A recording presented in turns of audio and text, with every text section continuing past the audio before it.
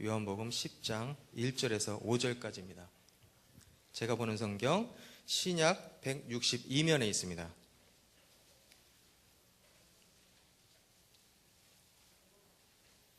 자, 찾으셨습니까? 찾으신 줄 믿고 같이 합독하시겠습니다. 내가 진실로 진실로 너에게 이르노니 문을 통하여 양의 우리에 들어가지 아니하고 다른 데로 넘어가는 자는 절도며 강도요 문으로 들어가는 이는 양의 목자라. 문지기는 그를 위하여 문을 열고 양은 그의 음성을 듣나니 그가 자기 양의 이름을 각각 불러 인도하여 내느니라. 자기 양을 다 내놓은 후에 앞서가면 양들이 그의 음성을 아는 고로 따라오되 타인의 음성은 알지 못하는 고로 타인을 따르지 아니하고 도리어 도망하느니라. 아멘. 모니터 좀만 더 줄여주세요. 여러분, 가축은 우리에서 키우는 것이 좋습니까? 방목해서 키우는 것이 좋습니까? 자, 지금 사진 한 장 보여드릴 텐데요. 방목해서 키우는 소를 보여드릴게요. 어때요? 어떻습니까? 이 사진은 바로 저번 주에 SBS TV에서도 나왔어요. 중국의 후난성 창사시의 한 쓰레기장에서 방목되어서 키워지고 있는 소입니다. 이거 절대 합성이나 그런 것이 아닙니다. 이 주인은 이 쓰레기장에 10마리에서 20마리의 이 소를 방목해서 키워요. 그리고 다 자란 후에는 이것을 도살해서 시장에다 내다 팔게 돼요. 이 소의 고기는 굉장히 좀 독특합니다. 그 맛이. 그래서 일반 소에게서 느낄 수 없는 그런 신맛이 난다고 합니다. 저는 이 중국을 비판하려고 하는 얘기도 아니에요. 혹은 여러분들이 소비자 입장에서 이 고기를 먹으면 어떻게 될까? 그런 걱정보다도 하나의 생각을 하게 됐습니다. 만약 내가 저 소라면, 내가 만약 저 소라면 어떠한 기분이 있을까?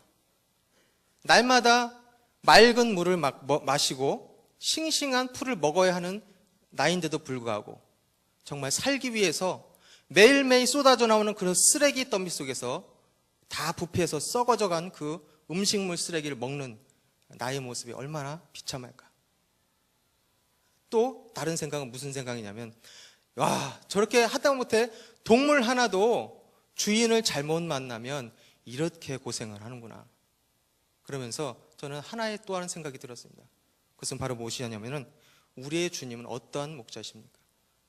여러분의 주님, 나의 주님 바로 선한 목자이십니다. 요한복음 10장 14절에 이렇게 말씀하고 있습니다. 나는 선한 목자라. 나는 내 양을 알고 양도 나를 아는 것이. 여러분의 목자가 선한 예수님이신 것을 믿으시기 바랍니다. 항상 감사하면서 사시기 바랍니다. 오늘 본문은 예수님께서 바리새인들과 그 무리들에게 하셨던 그 말씀이에요. 그래서 바리새인들과 이 무리들에게 양과 목자에 대한 비유를 통하여서 말씀을 전해주셨어요. 그래서 우리는 양이고 예수님께서는 선한 목자라는 것이에요.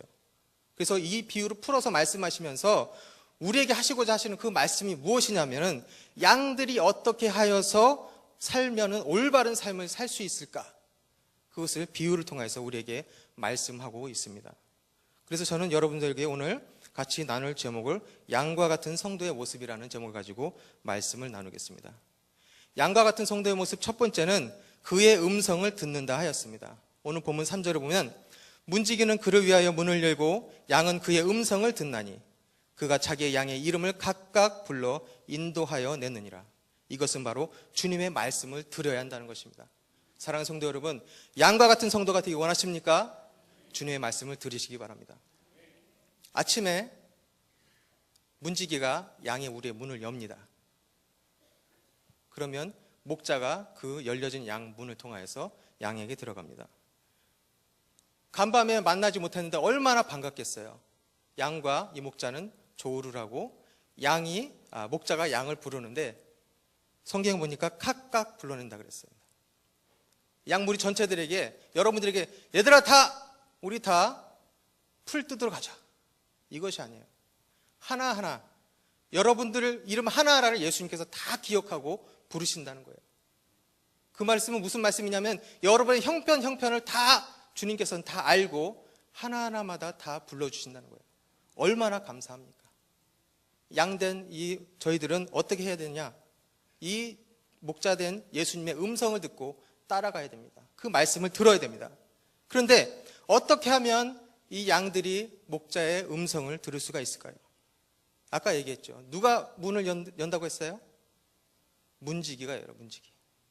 이 문지기는 무엇을 의미합니까? 그건 바로 성령님을 의미합니다.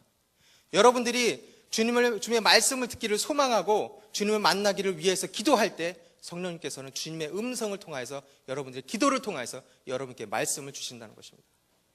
또한 어떻게 주님께서 여러분께 말씀하십니까? 성경 말씀을 통하여서 말씀하십니다. 여러분들이 성경을 읽을 때 그 성경을 말씀을 읽는 중에 나에게 정말 주시는 그 말씀이어서 나의 마음이 찔릴 때에, 나의 마음에 도전될 때에, 나의 마음이 감동될 때에 그 성경 말씀을 통해서 주님은 여러분에게 말씀을 전해주시는 겁니다. 또 어떻게 주님께서 말씀을 주십니까? 그건 바로 목사님의 설교 말씀을 통해서 주십니다. 목사님께서 설교 말씀을 선포하실 때에 여러분의 마음속에 감동함이 있습니까? 회개함이 있습니까?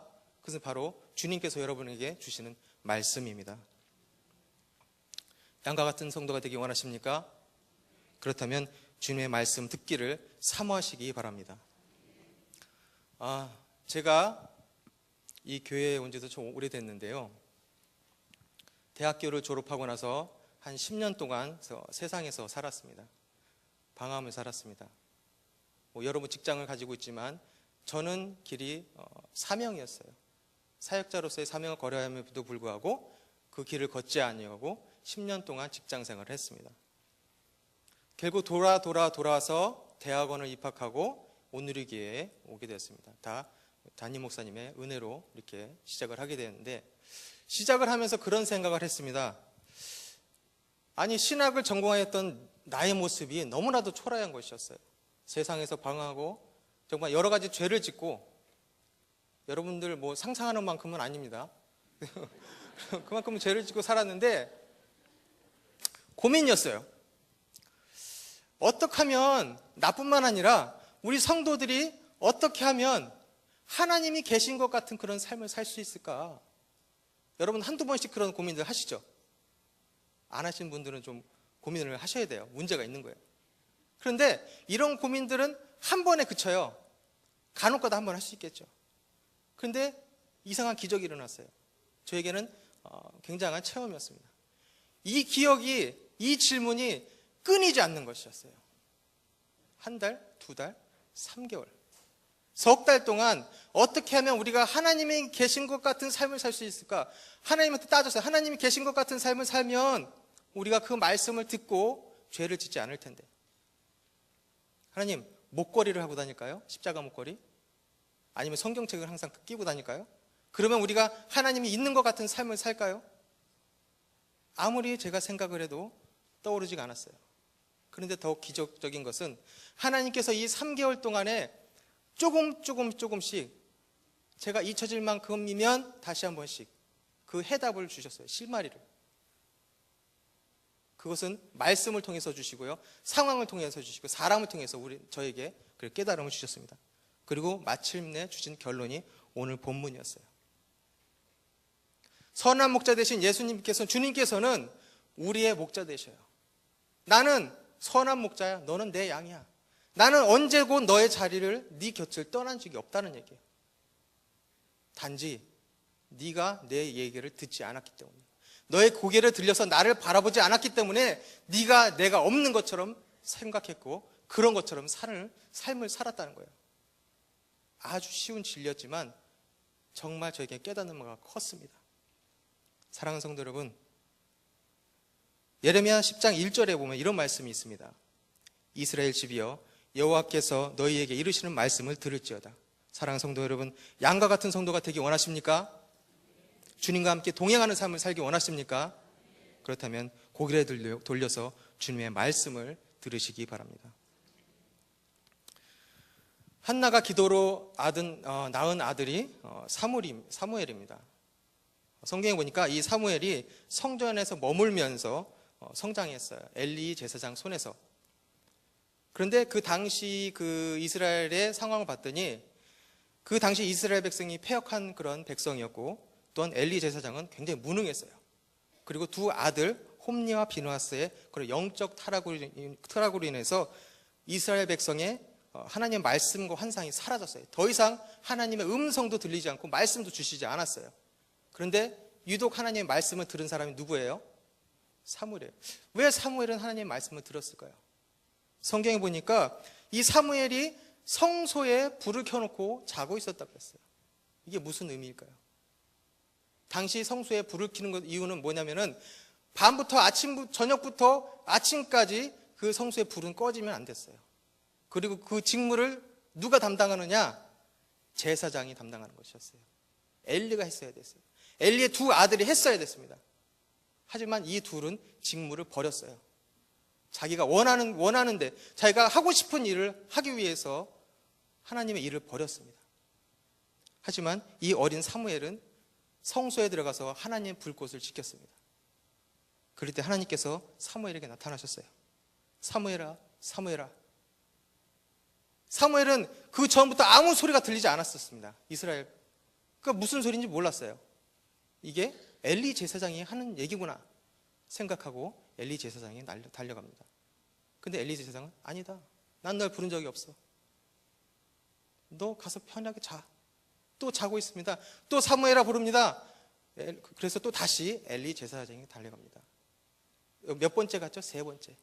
세 번째 갔을 때에 엘리 제사장이 생각한 바가 있어서 사무엘아, 네가 만약 또 누가 사무엘아 하고 부르거든 거기에서 말씀하옵소서 주의 종이 듣겠나이다 라고 얘기하거라.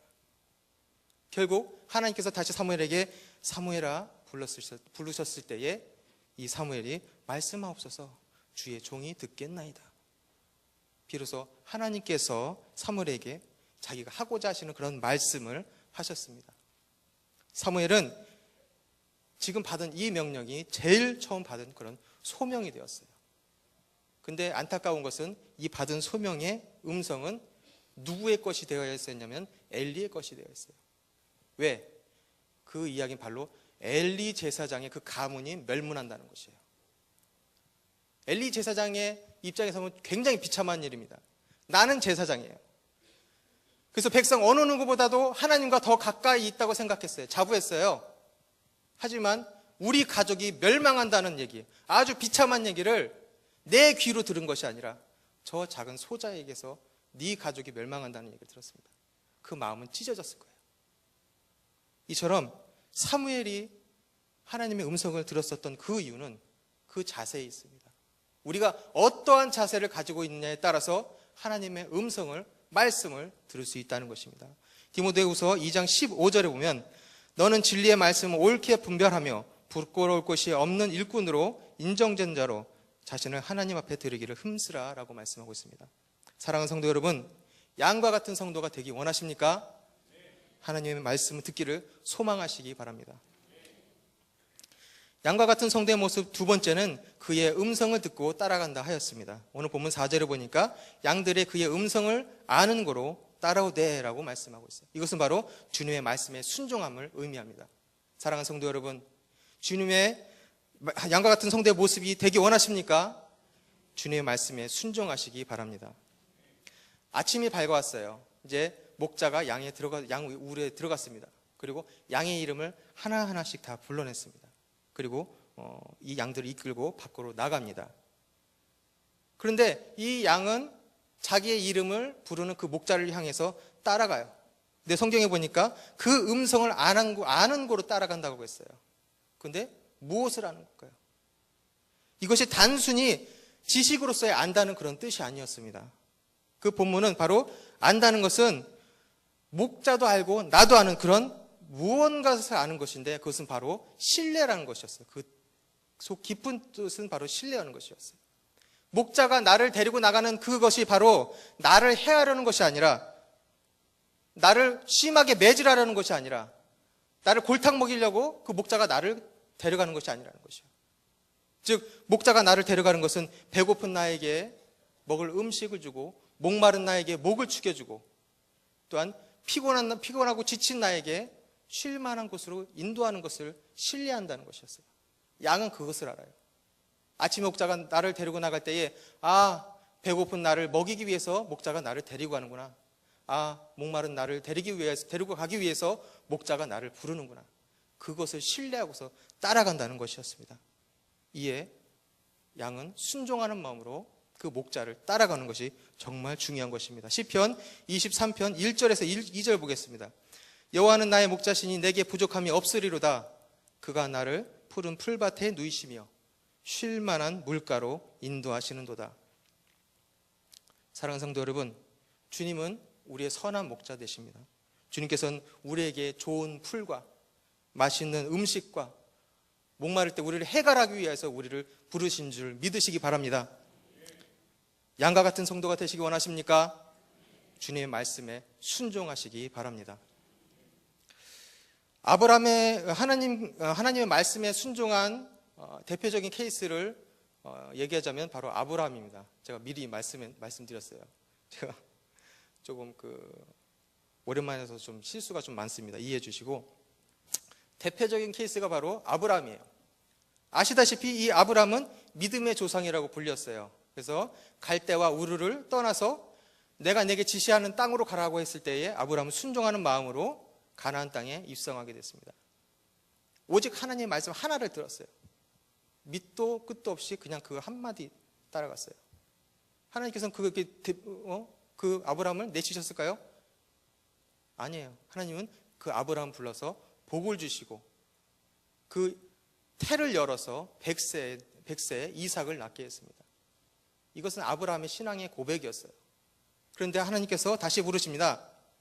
어느 날 부르시더니 너는 사랑하는 너의 아들 이삭을 데리고 와서 모리아 땅으로 가라. 그리고 내가 지시하는 그 산에 가서 그를 번제로 드리라. 하늘이 무너질 일이에요. 아브라함 입장에서는. 그렇죠? 저도 자녀가 있지만 하나님께서 내 자녀 바치라면 많이 고민할 것 같아요. 근데 아브라함은 한마디 타협도 하지 않았습니다. 거절도 하지 않았어요. 그 즉시 이삭을 데리고 모리아산으로 갑니다. 그리고 드디어 번제단에 이삭을 결박하여서 올려놓게 되죠. 아브라함은 정말 위대한 그런 신앙의 순종자였어요. 그런데 이 아브라함의 아들 이삭 또한 위대한 인물이에요. 순종의 인물이라고 봅니다. 왜? 아브라함은 100세에 낳기 때문에 이삭의 나이는 16세였어요, 당시. 그러면 아무리 이삭이 어리다고 할지라도 발부둥 치면은 이삭을 결박을 할 수가 없습니다. 도망가 버리면은 어떻게 할 도리가 없어요. 하지만 이삭은 아브라함의 손에 순순히 결박되어서 번제단에 오르게 되었어요. 이거 대단한 순종이에요. 저는 그래서 고민했습니다. 어떻게 이 이삭이 그런 순수하게 자신의 신앙을 가지고 그런 순종을 했을까? 그래서 저는 제 개인적인 생각이에요. 3일. 아브라함과 이삭이 그 모리아 땅으로 간 여정이 딱 3일이었어요. 이 3일이라고 생각합니다. 아브라함은 이삭을 데리고 가면서 이삭이 절대 이런 얘기 하지 않았을 거예요. 나 너 죽이러 간다. 너 3일 있으면 죽어. 이런 얘기 절대 하지 않았을 거예요. 무슨 얘기를 했을까요? 이삭을 데려가면서 내가 하나님의 명령에 따라서 고향과 친척을 다 버리고 왔어. 나는 정말 외로웠어. 아는 사람도 없었어. 정말 쓸쓸해서 눈물이 났어. 그때 하나님께서 나에게 약속해 주시고 복을 주셨어. 너의 어머니는 아기를 낳지 못했어. 하지만 하나님께서 네 어머니의 태를 열어서 너를 낳게 되었단다. 이런 신앙의 고백을 했을 거예요. 그리고 이 아브라함의 입을 통하여서 이삭은 하나님의 말씀을 만나게 됐어요. 결국 자기 자신을 번제로 드리기 위해서 포박하는 가운데서도 이삭은 순종하는 마음으로 그 결박을 따랐다는 것입니다. 결국 여호와 이레로 이삭도 살게 되었고 아브라함 또한 더욱 더 많은 축복을 얻게 되었습니다. 누가복음 11장 28절에 보면 예수께서 이르시되 오히려 하나님의 말씀을 듣고 지키는 자가 복이 있느니라 하시니라. 사랑하는 성도 여러분, 양과 같은 성도가 되기 원하십니까? 주님의 말씀에 순종하시기 바랍니다. 어느 시골 마을에 청년이 살았습니다. 근데 아주 병약했대요. 아주 왜소했습니다. 아주 저하고 반대되는 그런 청년이었는데 고민이었어요. 너무 허약해서 기도를 날마다 합니다. 하나님, 저의 병 좀 고쳐주세요. 저를 체력을 좀 강하게 해주세요. 그런데 그 청년의 집 앞에는 바위가 하나 있었어요. 크지 않았던 바위 같아요. 그런데 어느 날 하나님께서 이런 응답을 주셨어요. 사랑하는 아들아, 너희 집 앞에 있는 바위 알지? 네. 날마다 그 바위를 밀어라. 이 청년은 이게 하나님의 응답인 줄 알았어요. 그래서 약간은 의심은 됐지만 정말 그 바위를 매일매일 밀기 시작합니다. 하루, 이틀, 매일매일 밀면 언젠가는 이 바위가 옮겨지겠지. 그러면 우리 집 앞에 있는 바위가 사라지면 내가 이동하는 데도 더 편하겠지. 이렇게 한 달, 두 달, 세 달을 계속 미는데 절대 밀리지가 않는 거예요. 8달이 됐습니다. 약간은 따지듯이 기도했어요. 하나님, 제가 하나님 명령에 따라서 이 바위를 매일매일 밀었는데 바위가 밀리지가 않습니다. 어떻게 됩니까? 된 일입니까? 하나님께서 이렇게 말씀하셨어요. 나는 내게 그 바위를 옮기라고 한 적이 없다. 나는 단지 너에게 그 바위를 밀라고 했을 뿐이야. 이제 거울을 한번 봐. 집에 올라갔습니다. 그래서 거울을 딱 본 순간 8개월 전에 그렇게 병약하고 나약했던 자신의 모습이 아니라 건강하고 튼튼한 자기 자신의 모습이 있었다는 것입니다. 순종이 이런 것입니다. 순종은 내 생각에 들어가는 것이 아니에요. 내 의견이 들어가는 것이 아닙니다. 하나님께서 이게 팥이 아니라 콩이다라고 그러면 그걸 믿는 거예요. 네가 이렇게 해서 이렇게 너의 모든 고향을 다 떠나서 가라 하면 밑도 끝도 없이 따라가는 거예요. 그리고 바로 순종이에요. 우리가 해야 할 일은 바로 오직 그 말씀에 순종하면서 따라갈 때 여러분 앞에 축복이 있음을 믿으시기 바랍니다. 말씀에 순종할 때에 여러분의 삶에 예상치도 않았던 그런 기적이 일어남을 믿으시기 바랍니다. 로마서 2장 13절에 보면 이런 말씀이 있습니다. 하나님 앞에서는 율법을 듣는 자가 의인이 아니요 오직 율법을 행하는 자라야 의롭다 하심을 얻으리니. 사랑하는 성도 여러분, 양과 같은 성도가 되기 원하십니까?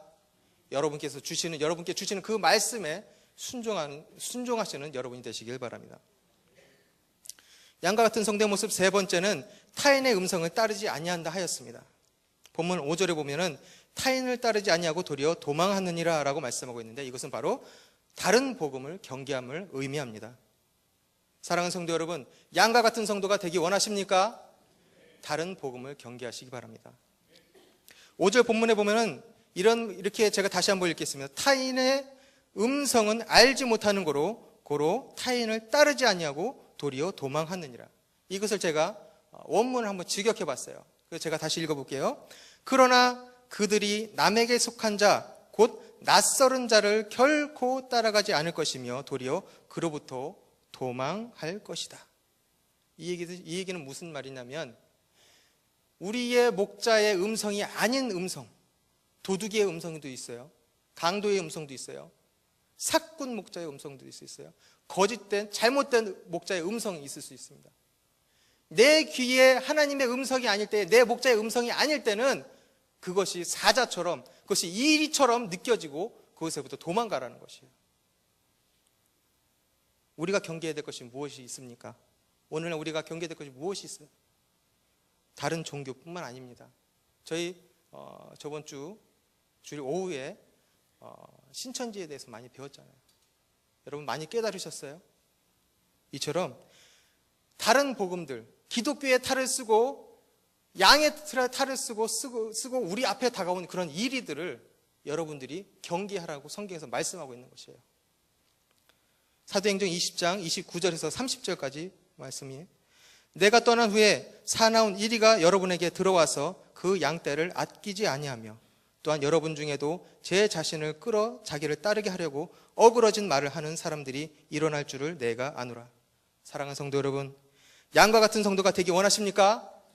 다른 복음을 경계하시기 바랍니다. 사이비라는 얘기 잘 아시죠? 사이비.